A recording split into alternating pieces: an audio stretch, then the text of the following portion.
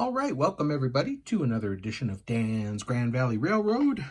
This is our structure kit build series part number 4, and we are going to finish up the DPM building kit here that we started. And you can see I've got it out of the jig and everything is nice and tight. It's holding together fine. It's all set real nice. This is the building we're doing here. It's the DPM Landmark Series, Kelly's Saloon. And we're going to do the last part of it. We've got all the windows installed. Everything is in. Did that last time. This week, we're going to do the roof. This is the roofing material that they give you with the kit. So we need to cut a piece that's going to fit in there nicely underneath the chimneys. And these are the little styrene strips that they give you as supports for that. And I'll show you how we're going to do that. So that'll be that. And then if we get to it this time, we'll start on the Roomette's kit that we have for the building. This is Mongillo Jewelers. So this is just the first Roomette's that I found at the hobby shop that I purchased. It comes with lights, and it's going to look something like that on the bottom floor.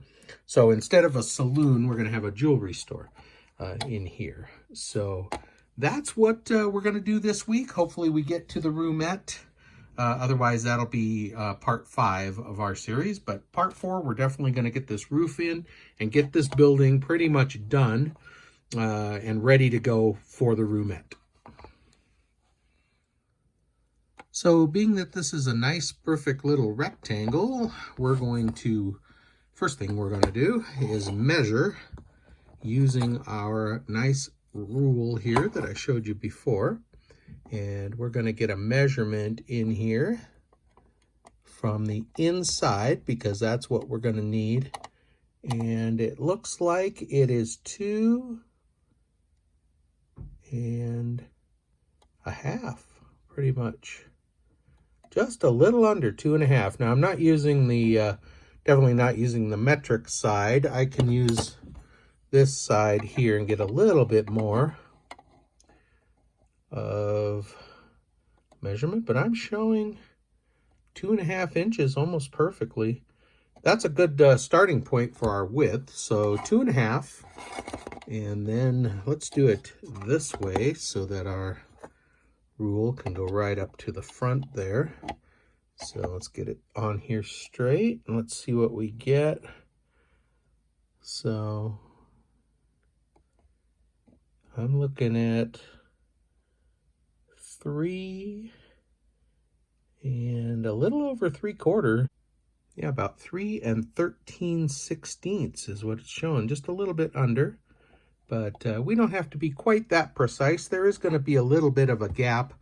It can't fit too tightly because of expansion contraction. I've had them actually kind of bow on me a little bit. So they need to be just a little bit smaller than the inside. So 2.5 by 3 13/16. So we'll start with that. We'll get it cut out. We'll see if it fits in there. So I'll start with the easiest cut first, which is the 2.5, because it's easy on my mat here. It's already marked. So I just made a little pencil mark there at 2.5.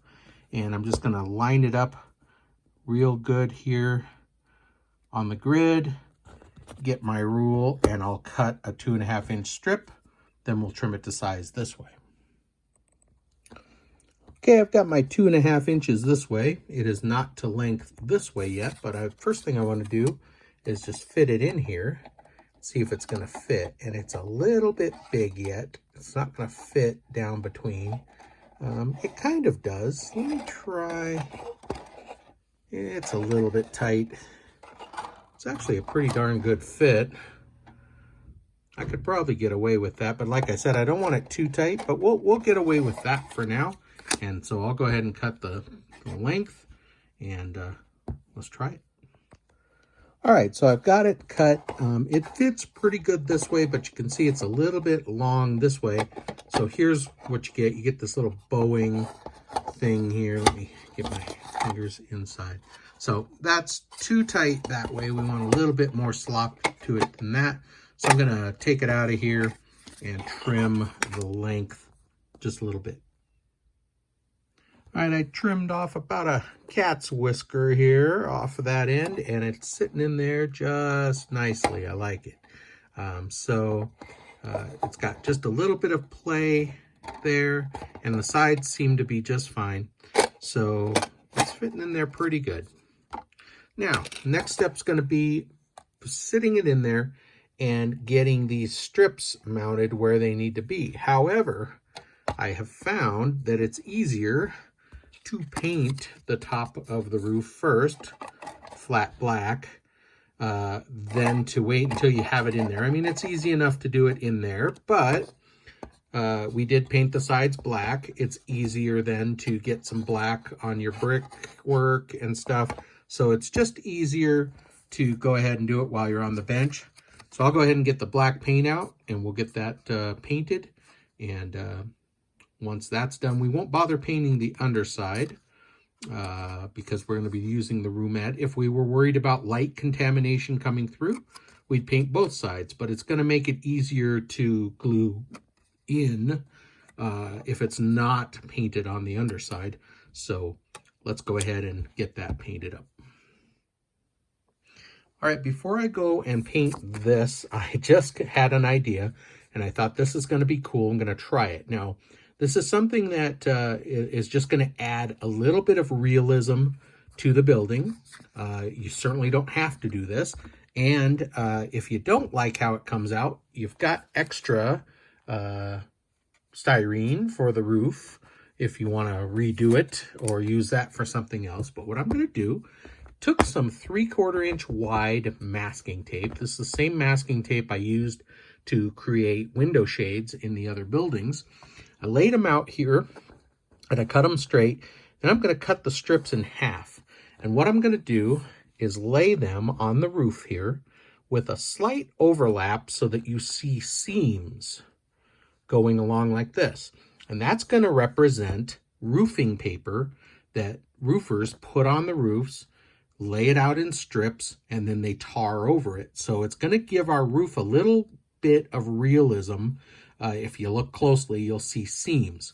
So I'm going to go ahead and cut these, lay them on here, and then once that's done, we'll go paint that. We'll paint the tape and everything that's going to be on there. And that should look pretty cool. So let me get those cut and put on there. So I'm just in the process. I've got the strips cut, and you can see I'm just laying them over here, and a little bit of an overlap, just like they would with a roof. And I'll be done here. I got to cut a couple more. Probably going to need about 3 more. And then we'll trim it up, and then we'll go paint it. All right, so I've got the tape strips on there. That's how it looks. It's going to look pretty cool when it's black. Now, I noticed that the tape was actually kind of pulling up a little bit on the styrene sheet, making it bow. So what I did, I had some extra styrene strips, some evergreen polystyrene, and I just cut a couple of pretty good size ones. I just glued them on the inside just to make this a little more rigid. So it's not going to bow on me. It's not going to flex with that tape on there. It'll just keep it more rigid. I made sure to glue them well inside where I'm going to need the strips to hold the roof on the building. So they're not going to interfere with anything. And I just used my Tamiya thin cement, held them on there and glued those right on. And now I've got a nice rigid roof. And we'll take that out to the shop. I'm actually going to use some flat black spray paint, just shoot that out there in the shop.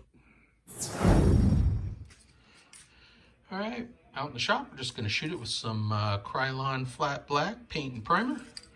Let's hit it.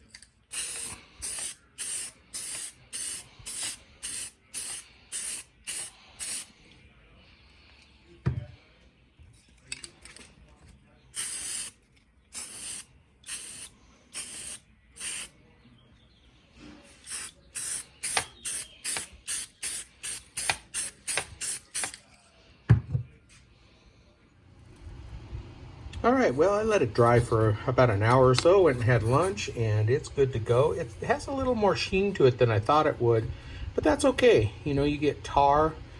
It's an oil-based product, and on a roof, it's going to be a little bit like that, but you can see the strips. Looks nice, like tar strips, so that's how it's going to look there. So let's get this downstairs, and we'll fit it in there, and then we'll get our strips glued in to secure the roof.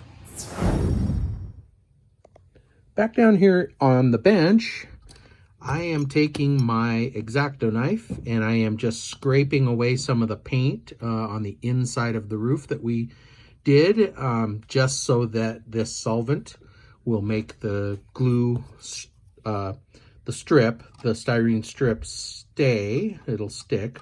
If I try to glue it to the painted surface, it's probably not going to stick as well. So I'm just cleaning that up a little bit. I'm going to have a piece there, piece on each side, and a piece on the back. So I'm just cleaning up that paint right now, and then we'll get the roof fitted and glued in.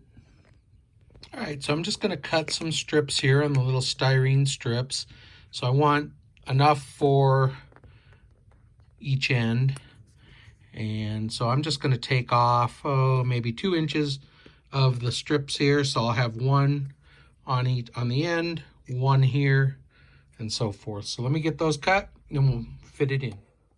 So with the roof fitted in, here's what we're looking for. We want the roof line to line up with the bottom of those chimneys there. So let me get my fingers in here and push it up like so that that roof lines up right underneath the chimneys. We want it on both sides. And need a little bit more there on that side. There we go.